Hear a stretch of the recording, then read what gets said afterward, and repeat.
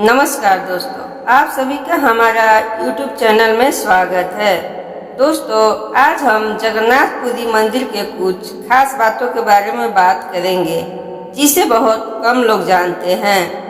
दोस्तों, जगन्नाथपुरी मंदिर चारों धामों में से एक प्रसिद्ध मंदिर है। जगन्नाथपुरी हिंदुओं का एक प्रमुख धार्मिक स्थल है जहां हर साल भारी संख्या में लोग दर्शन के लिए आते रहते हैं। यह उड़ीसा के पुरी क्षेत्र में स्थित है। ये तो हम सभी जानते हैं कि इस मंदिर की महिमा और यहाँ से जुड़े चमत्कार देश के साथ साथ दुनिया भर में प्रसिद्ध है।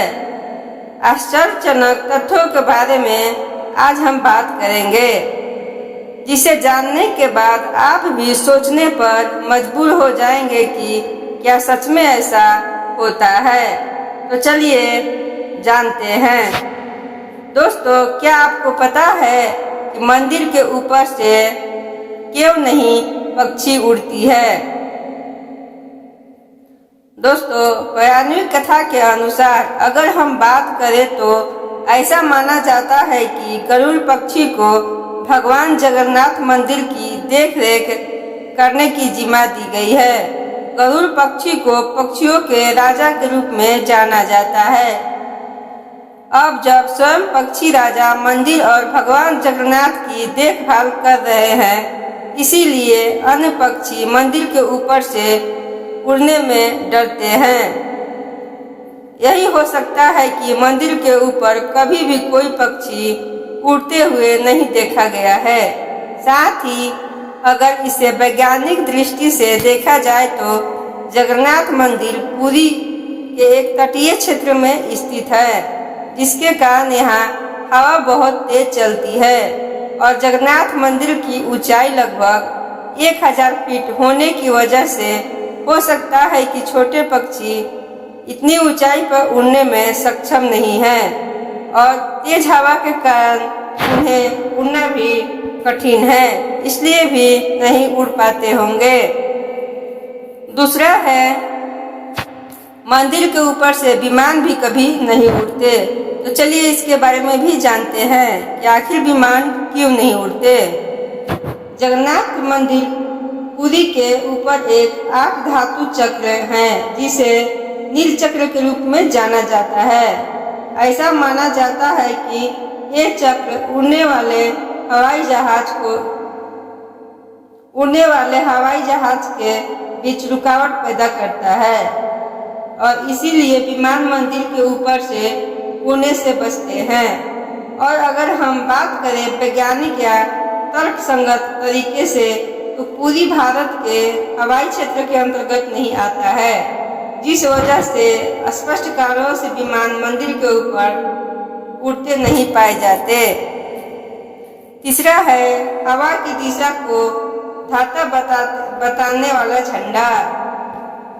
दोस्तों, चाहे पानी में चलने वाली हवाई जहाज हो या हवा में सूख रहा कोई आम कपड़ा हो, उड़ने की दिशा वही होती है जिस दिशा में हवा चलती है। लेकिन इस मंदिर के ऊपर जो झंडा है, इसका थ्योरी बिल्कुल विपरीत है दोस्तों, क्योंकि ये झंडा बिना किसी वैज्ञानिक तर्क के हवा के विपरीत दिशा में लहराता है, इसकी कोई परछाई नहीं बनती। सुदर्शन चक्र की पहेली। दोस्तों, सुदर्शन चक्र के रूप में मंदिर के शिखर पर 2 रहस्य मौजूद हैं। पहली, इस सिद्धांत के इर्द गिर्द घूमती है। ऊपर लगा चक्र लगभग 20 फीट ऊंचा है और इसीलिए उस सदी में मानव शक्ति के साथ बिना किसी मशीनरी के वहां कैसे गया होगा। दूसरा, चक्र की वास्तुशिल्प तकनीक है, क्योंकि आप इस चक्र को जिस भी चीज से आपको हर जगह चक्र की वास्तुशिल्प तकनीक है, क्योंकि आप इस चक्र को जिस भी जगह से देखिएगा हर जगह वैसे ही दिखता है। इसे देखकर ऐसा लगता है कि जैसे इसे हर दिशा से एक जैसा देखने के लिए डिजाइन किया गया हो। और एक और तथ्य है, यहाँ भोजन कभी व्यर्थ नहीं जाता है। दोस्तों, हिंदू पौराणिक कथा में भोजन को बर्बाद करना एक बुरा संकेत माना जाता है और मंदिर भी उसी चीज का अनुसरण करता है। मंदिर में आने वाले लोगों की प्रतिदिन संख्या 2000 से 2 लाख लोगों के बीच होती है। चमत्कारी रूप से प्रतिदिन तैयार किया जाने वाला प्रसाद कभी व्यर्थ नहीं जाता, यहाँ तक कि हर एक व्यक्ति को ये प्राप्त हो जाता है।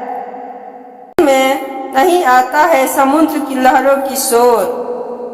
दोस्तों, मंदिर में 4 दरवाजे हैं और सिंह द्वार मंदिर का मुख्य द्वार है। जब आप इस दरवाजे से प्रवेश करेंगे तो आप लहरों की आवाज स्पष्ट रूप से सुन सकते हैं, लेकिन सिंह द्वार के प्रवेश द्वार से मंदिर के अंदर पहला कदम रखेंगे तो आपको समुद्र की लहरों का शोर बिल्कुल भी सुनाई नहीं देगा। जब आप मंदिर के बाहर आएंगे तो फिर से लहरों का शोर सुनाई देने लगेगा।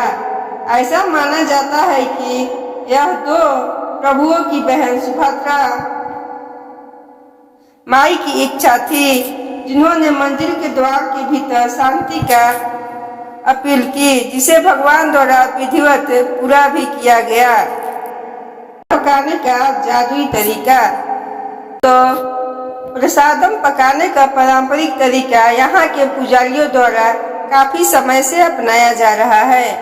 ठीक 7 बर्तन एक दूसरे पर चढ़ाए गए बर्तन के रूप में पकाया जाता है और लकड़ी जलाकर पकाया जाता है मिट्टी के बर्तन में। लेकिन आश्चर्य रूप से सबसे ऊपर वाले बर्तन की सामग्री पहले पक जाती है और उसके बाद उसके नीचे वाले, ऐसे क्रमबद्ध रूप से प्रसाद पकता है। तो दोस्तों, यह थी जगन्नाथपुरी मंदिर के कुछ रोचक तत्व जिसे बहुत कम लोग जानते हैं। तो आप लोगों से उम्मीद है कि यह जानकारी आप लोगों को जरूर पसंद आई होगी। यदि वीडियो अच्छी लगी हो तो वीडियो को लाइक करें, चैनल को सब्सक्राइब करें। तो चलिए फिर मिलते हैं कुछ नए जानकारी के साथ। तब तक आप अपना ध्यान रखें, स्वस्थ रहे, सुरक्षित रहे, मस्त रहे। धन्यवाद।